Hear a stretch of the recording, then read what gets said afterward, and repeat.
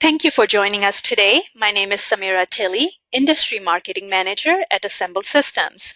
In today's webinar, we will look at how Beam LLC is helping streamline and optimize operations in construction and supply chain. Now let's get started. It is my pleasure to introduce you to Tim Kelly, Senior Product Manager at Assemble. Go ahead, Tim. Thanks, Samira. Today, start with a brief introduction. We're going to have some new guest speakers from Beam, and we'll allow them to introduce themselves, as well as we'll step then into company introductions of both Assemble and Beam. And then we're going to dive into their use case. And this is a unique one for today and different from most that we've had in the past, and looking at how they optimize technologies and work with owners directly in supply chain management organization. So with that said, just a brief introduction of myself. My name is Tim Kelly, and I'm part of Autodesk now. Within Assemble Systems, I've worn a number of different hats, but prior to that, I come from a general contractor, and I worked with VDC processes through integrating and organizing quantities or working with schedule data, ultimately interacting with VDC process across our entire team and how that folded into and worked with Assemble, and ultimately now as we're acquired by Autodesk, how that works with the rest of them 360. That's a little bit about myself. My pleasure to introduce Michael Ruiz and Mike Briggs, our today's speakers. Thanks for having us, Tim. This is Michael Ruiz, partner at Beam. Yeah, thanks, Tim. This is Mike Briggs, the managing partner at Beam.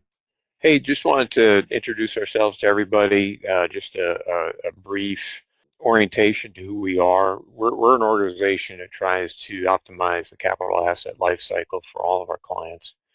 And we work with the construction industry and with the supply chain industry. And as a result, we've got a wide variety of services that we render to these very different industries, but we believe that there's possible for some synergies and particularly some advancement for the design and construction industry. That's great. And a little bit about Assemble for any of you guys on the line that are not familiar with our process. You're going to see a little bit of the use case today with what Mike and Michael are doing. But Assemble is, we classify ourselves as a system of engagement. What we like to say is that we engage with both the broader team as well as other systems in the industry. Normal procedures and process that you might often have in silos, we want to bring those together and engage and share data across those systems using models, drawings, and point clouds to organize that content. Ultimately, we take design content and allow your team to condition it and structure it in the way that's needed for both pre-construction and field operations. So that said, I'm going to go ahead and let you guys dive into your particular use case with Assemble. Great, thanks. So, Tim, thanks for the handoff. We want to provide a little bit of background on Beam and why we think the use of Assemble is such an important portion of our business. As we mentioned earlier, we're devoted to advancing the capital asset life cycle, and we believe that there's ample opportunity to grow that. We've got a lot of experience in our firm around global design and construction, and also the maintenance of facilities, keeping facilities compliant. But we're also pretty deep supply chain experts. And as a result, we tend to stand back and look at things very, very broadly. And slide on the right is something that we've received from our reading of McKinsey articles, but we think it's part of the story of why Beam can use tools like Assemble to advance the industry. The construction industry is a huge laggard in terms of bringing efficiencies to their customers. And you can see some of the others, agriculture, manufacturing, and wholesale and retail, particularly in the 1980s as supply chain began to become optimized. Those industries really took off and began to really add a lot more value to every dollar of services that they were providing. Now, there's a lot of reasons why construction has not kept up, but we believe a very significant portion of that is the inability to move information effectively. As an end result, that inability to move information has withheld the ability of the construction industry to make better decisions, and we believe that extends to the customers, the owners, as well as to the designers and contractors. And there's a tremendous amount of pent-up value in this $10 trillion industry. And this is Michael. A little bit about my background. I came from a design professional background in about year 2000 after graduating from university. Worked with HOK, pioneering ideas around BIM, project delivery, and those were fun times.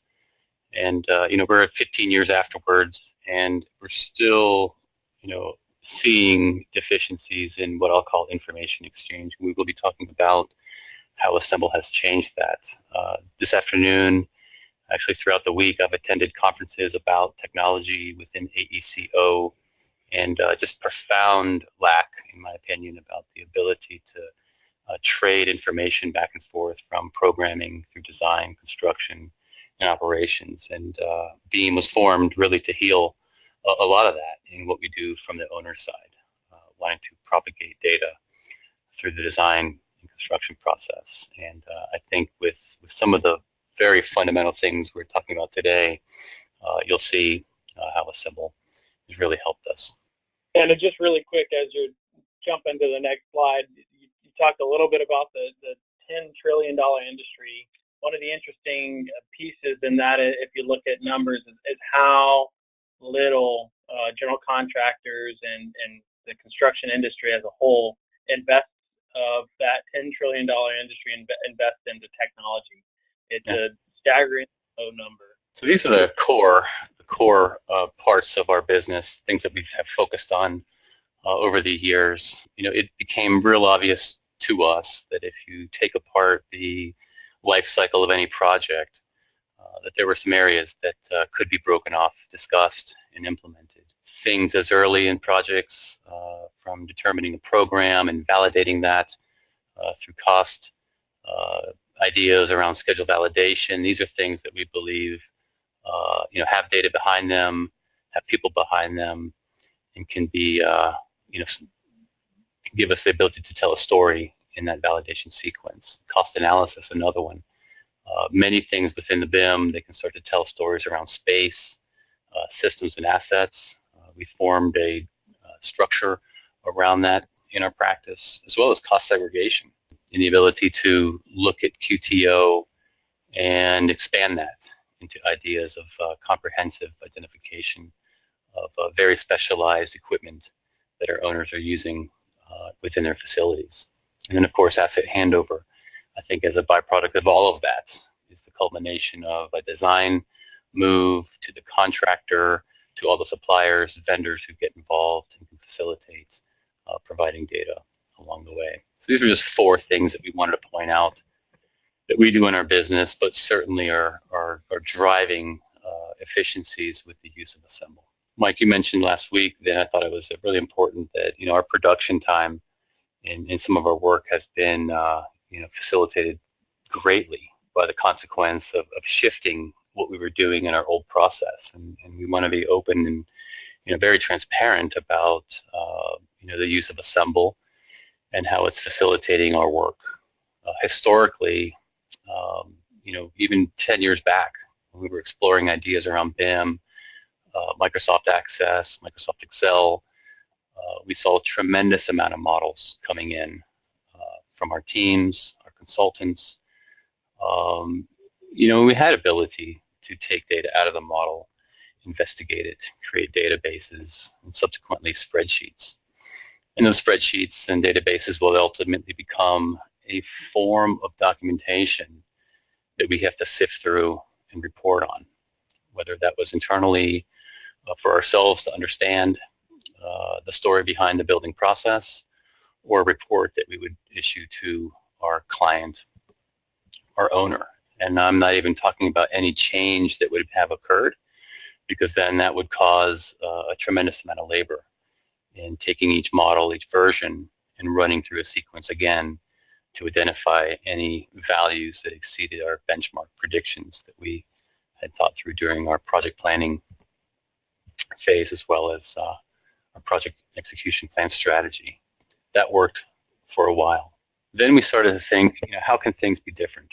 How can we go through a planning sequence in the cloud, have all of this data available to us either on our PCs, our MacBooks, or iPhones. And through a lot of investigation and a lot of rigor, ended up choosing Assemble for our repository for projects. And as we mentioned before, we are acting as an owner's rep in many cases, being the eyes and ears on projects. And we're finding it very easy to take on many models at any given point in the project, expecting change to be managed by Assemble in the cloud for us, including different views that we can set up and ultimately connect that data to our strategy, which includes Microsoft Power BI, and including live reports that we can publish to our client dashboards. And these reports are not just exclusively for the client. Our work really enables all the team members to see how they are or are not fulfilling the expectations on a job. And it's done in a way that enables folks to understand and to learn and to advance. And we know that there are a lot of folks that get uptight when they see client requirements, but we're finding that with good, clear communication, something that folks might throw tens of thousands of dollars at had they not been aware of how to do this type of work, are finding that with just a handful of hours of education, we're able to get very, very good results. So Assemble is a real partner for us in presenting this information and allowing folks to see how they can advance and how they can comply with these requirements. Yeah, that's a great point, Mike. And this portion here, the data dictionary, is something that we have adopted by listening very carefully to what's happening around the world around information exchange. So we've thought through very carefully, how the built environment can be set up. At a macro level, we can move from the universe to a continent, to a zone, to a state, to a city block, to a facility, and break that down by spaces, assets, and systems. Okay, very important when we're talking about predicting our clients' data and educating and training those teams along the way. So what we've done is start to introduce this idea of classification to space, to assets, to systems, and also to the properties that are being used on these projects. And subsequently, one of the biggest sellers to us is the ability to bring a lot of this logic into Assemble by importing these tables into the system so that we can track schedule of values, a bid package, down to the QTO and how everything falls in line with respect to the parent-child relationship of how things can be organized. So we thought that was a huge benefit and a good marriage between the logic that we were already moving towards and what Assemble offered in this back and forth relationship of information exchange and the management of. It also, Tim, I've mentioned to you this before, is that we felt that Assemble wasn't a locked system. It seemed very flexible, and we like that. We are facilitators, we are planners, and we also understand best practices that have been documented over the past 10, 15 years around building information modeling. So we certainly do embrace all of that. The tool does encourage us, myself and my team, to immerse ourselves in this data, in these models, and understand what we're doing, how we're doing it, and why we're doing it. Very important. And that helps us become transparent and accountable to each other. So whatever I do in a system, I know that down the line, our data architect, there's a compliance around what we're doing. And the tool certainly helps us bind that together.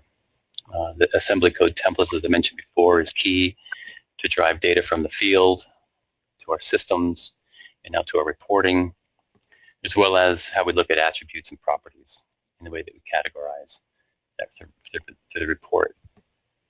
Another key aspect of all that is the Excel connector. Sorry, Mike, to interrupt. I'm just going to add that the Excel connector sort of merges all the stuff together and allows us to pull our information from Excel to our database.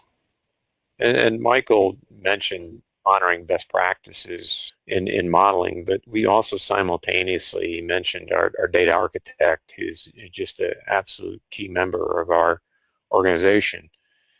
And he comes from the supply chain industry, and he compels us, actually we call him our data Nazi, to be very disciplined about how we manage all this information in the background, such that we're not imposing unusual requirements on the team. We're enabling the team to work well within the capabilities of their authoring tools, but in the background, making sure that we're creating a supply chain-like relationship between all this information so that it can render very, very smoothly. And the combination of these two approaches is what we feel differentiates the ability to use Assemble in ways that I think are a little bit unique and unusual compared to how they're generally employed. Yeah, absolutely. And I'd say you hit on a key concept in my mind, and that's transparency. And if you're talking about overall project risk management, that's key in having the right conversations at the right point in time. When you're not being transparent, you can certainly get yourself into trouble and others into trouble. And having all of this data in one central place, another key thing you mentioned is that flexibility. You can use it a lot of different ways, and if it's serving the broader team, then you're driving the right conversation across that team. Yeah. So generally speaking, wanted to describe a little bit about our approach as a representative to the owner's aspirations on a project. We are receiving models on a weekly basis, and our approach generally is to take those BIMs and sync them to Assemble. Okay, Tim, you mentioned earlier the idea of conditioning models to the project requirements. Very easy in that we can take something and transform the model within Assemble by color, hide things, show things, and create multiple views that would be representative of a model view definition. One model view definition may be for cost, another one may be for assets. So very flexible in how we do that. But the idea that we're syncing this directly from CAD, BIM, that flexibility has been a key aspect to our adoption and transformation here.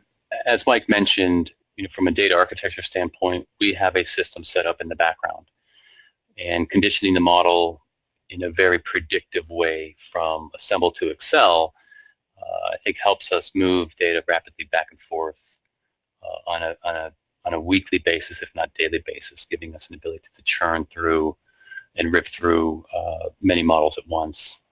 Very cool. The templates is key. That is one way we found to keep consistency within our work, and consistency in the way that we report out. I think that's key in just maintaining efficiency. And then of course the use of standards, which we spend a lot of time researching those standards, and then we are partly educators in working with teams to help them understand the value of standards, how to use the BIM tools to classify their objects based on standards has been, remarkable in the growth of our business and our acceptance and adoption of these projects that we're involved in. Just wanted to go through a couple of examples very quickly, maybe even different scenarios on how this might look. From a program validation standpoint, we do want to get involved with projects very early. In fact, strategically early. Once the idea of a functional requirement is determined on a building or assets, looking at cycles of budget and need become important. In a lot of these projects, folks are already starting to use BIM or CAD to generate ideas, to look at the severity of cost or conceptual cost from these models. So to do that, we start to look at space by category. What is the category or classification of a space type? Michael, I'm going to interrupt you just a sec, Yeah. just to contextualize this for everybody, what they're seeing. So this is executed on behalf of a major American university, 3 facilities to accommodate all their student services, encompassing 56 acres within their campus. Their campus is much larger than that, but these folks had a vast team to try to create a good solution, and there was a great deal to keep track of. So with that said, Michael, I'll hand it back to you. Yeah, so within those 3 facilities, many spaces, many teams involved.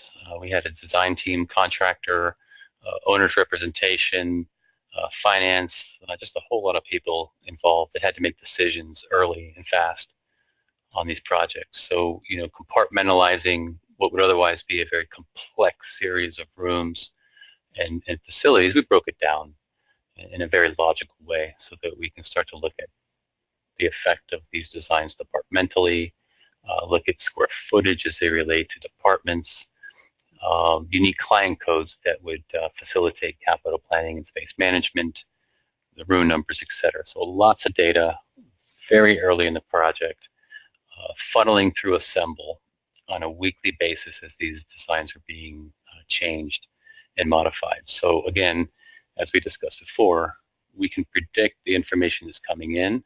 We did develop a data dictionary for the project.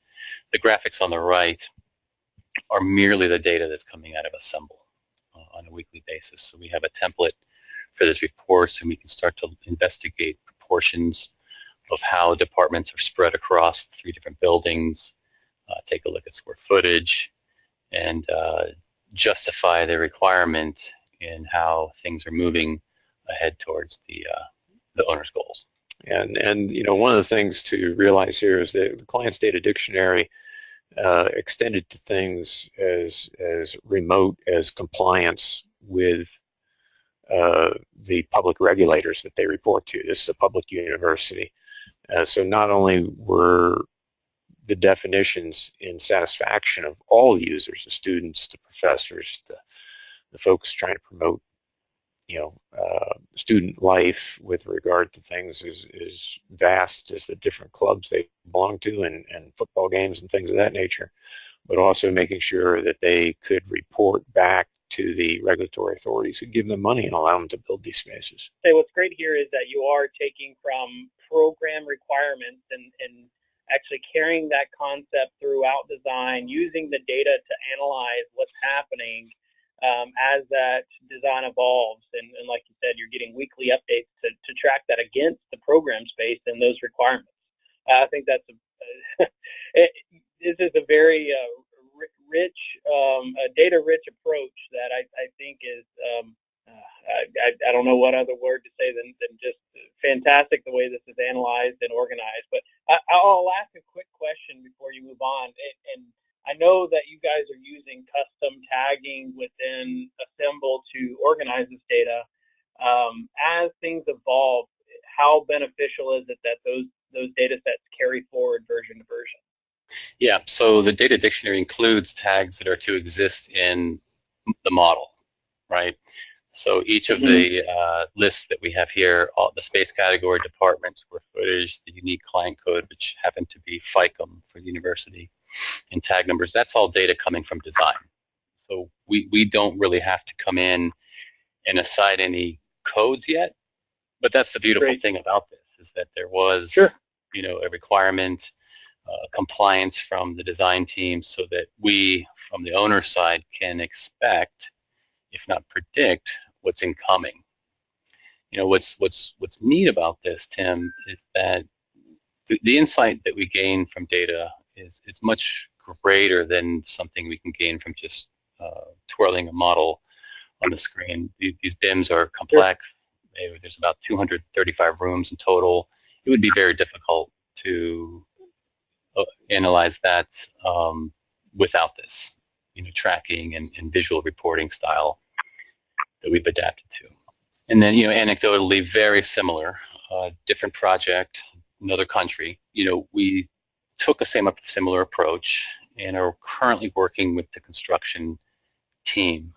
Initially, when we started it with design architects and design engineers, they started to code in their asset names, all the space naming requirements from design. So we had a pretty good idea of what our reviews would look like, with respect to what the owner would want at the end of the project for their operations and maintenance strategy. Now that we're in construction and nearing closeout, we are carefully reviewing the contractors' models to understand what we know is a maintainable asset and start to have conversations about things that we might want to consider adding as a maintainable asset, or even have conversations about, hey, this was good during design, but good asset during design. How about if we add a little bit more data? Value to the owner would be important. So this validation sequence that is not just a report or a spreadsheet, we have a visual way to look and track as data is coming into us and match it up against what we know the requirement was. So really interesting way to use visual graphics to represent a communication stream through the color coding. And I think the really interesting story underlying this is we were working with a team that didn't know how to use these standards, didn't understand the techniques to enable their tools to author in this way. And through a combination of the reporting that was provided, coaching and counseling, I think, Michael, you moved these guys to 100% compliance in about 3.5 hours, if I recollect correctly. Yeah, and I didn't want to use the ugly word. Behind all this, the owner does have a COBIE requirement, COBIE. So that was intrinsically set forth during the design. We had many meetings with the BIM managers to start the project. Mike, you mentioned the education process around data management. And here we are, a couple of months into the end of construction, and we're starting to see the benefit of all of that, which will be helpful to the owner as they start to integrate this data into their facility planning system.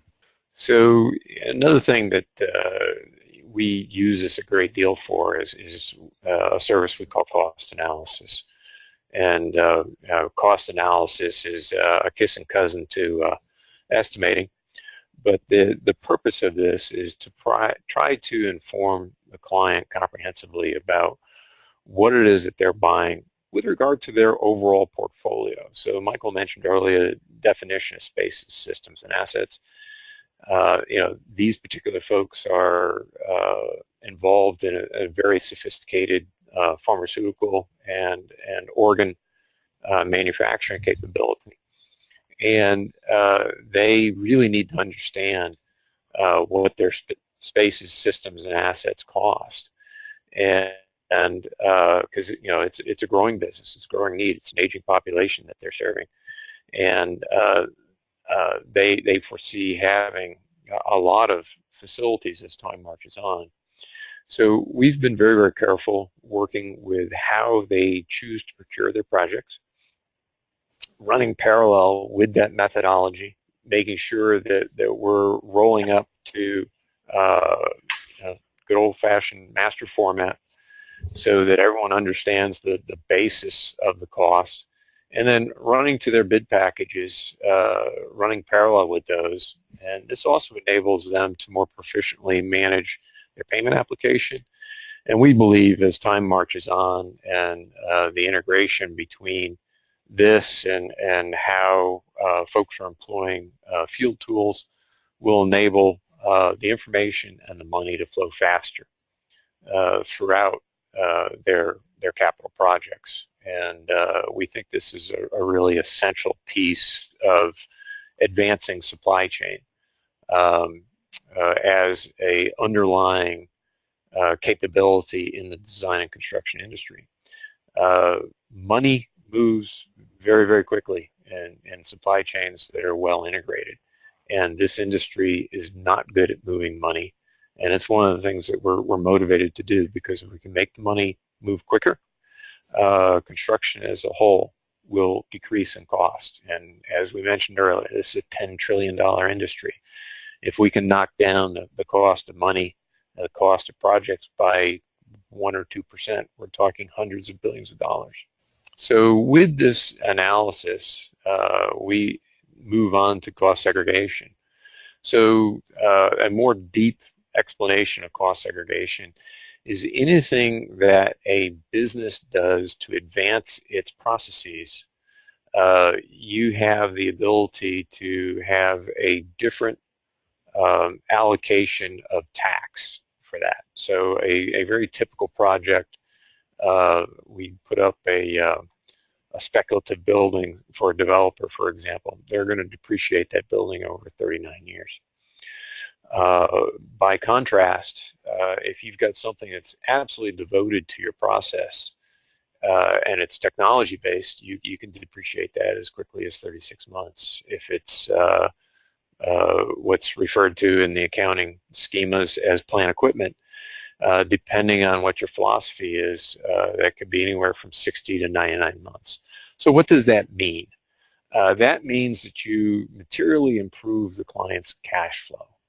So for every dollar that's moved to cost segregation, folks essentially are experiencing an 11 to 15% increase in value on that dollar from a cash flow perspective year to year during that period of increased depreciation. And we support that, and we work hand in hand with our clients, accounting experts and tax experts, and provide them the information that bolsters their argument for cost segregation. So a simple understanding of that would be if you have a special room that you perform a process in, and say that room is pressurized and it's maintained at a very precise temperature and humidity, the equipment that enables that also takes up space, and it requires structural support, and it requires electricity to operate. And by wrapping our hands comprehensively around those spaces, systems, and assets that are devoted to process, we have been able to increase cost segregation on average for the projects that we have intersected with by 20%. In addition to that, by doing this from the design model and also working with the contractor's data and working with the contractor as we perform this, we're enabled to provide this information to the owner and the owner's tax experts in real time before the job is done. And this is really, really important because traditionally the industry, the accounting industry as a whole, has attacked cost segregation as an activity that occurs after the project's over, and the client does not begin to see this cash flow benefit until the analysis is done. The accounting experts feel comfortable that they can defend this to their position to the IRS, and that occasionally is as long as 18 months to 2 years after the project's over. And that's the point. Yep. And that's just silly. So what we do with this work is not only improve that cash flow, but we enable that to happen as soon as the project comes live and folks have occupied it and they can successfully take that position. A spin-off of this is that some folks have relief from sales tax.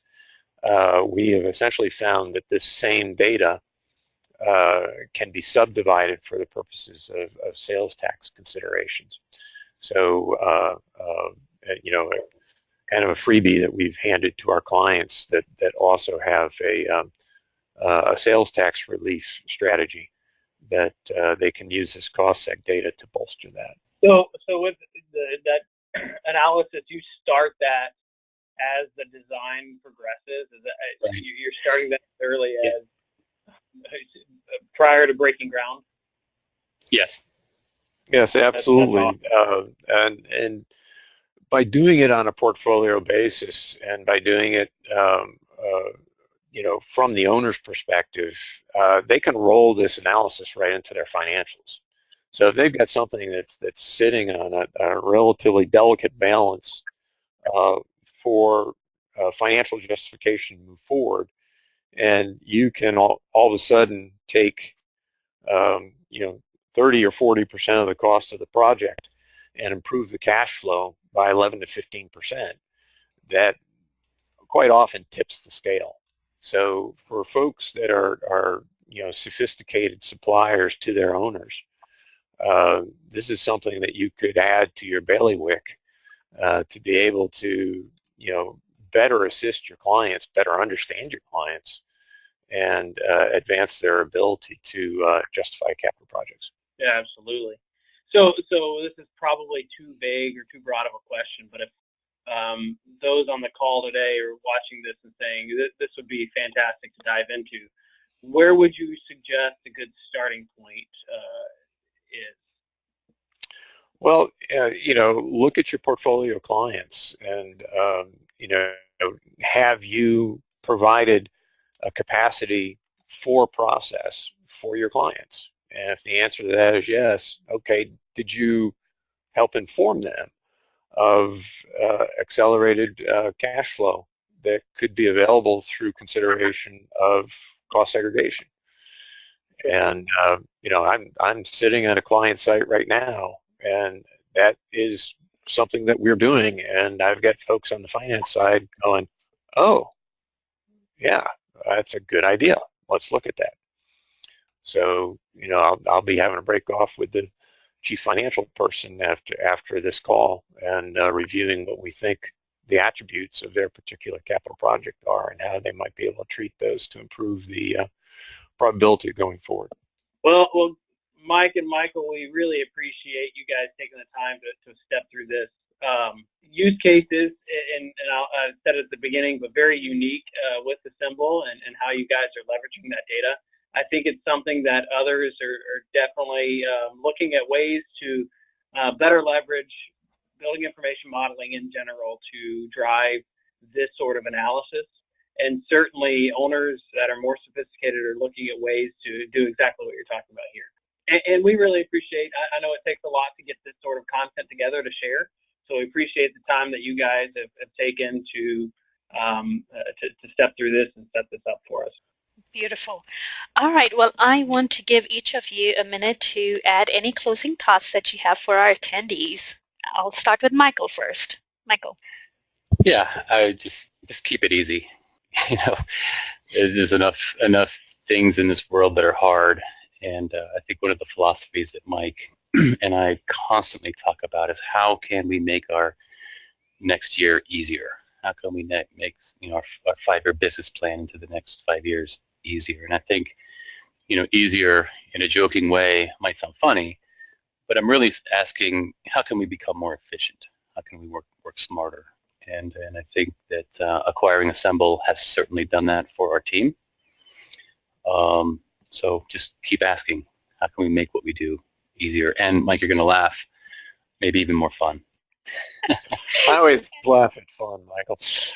You always try to make it fun. But one of the great things of being on this journey is through the years of implementing these things on behalf of clients and contractors and architects we work with, is that once we've unlocked the ability to produce this information, it's not hard. It's technique. It's not that painful. That it unleashes all kinds of things. It enables us to link it up to the owner. Assemble is a tool that allows us to work much more efficiently, but it also enables us to inform our clients and all the constituents on the job a heck of a lot quicker than we could a couple of years ago. And we know that has value because we can move information more quickly. People can make better decisions. And that's what we're really devoted to. And my final closing thought, and just going through the content you guys have here, there's a lot.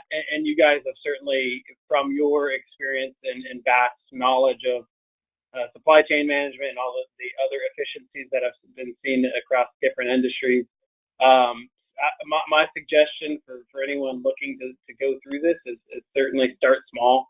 As you guys mentioned, don't go for all 100 data points. Start with the 5 things that are going to make that next step easier, and go from there. And certainly, my last thought would be, if you guys want help from the Assemble team to step through this, feel free to reach out, and we can certainly start to introduce some of these concepts. So thanks again, Michael and Mike, for taking the time today. I'm going to turn it back over to Samira. You're very welcome, Tim. Thank you so much. All right, I do want to take a minute to thank all the attendees for joining us today. Take care and have a wonderful day.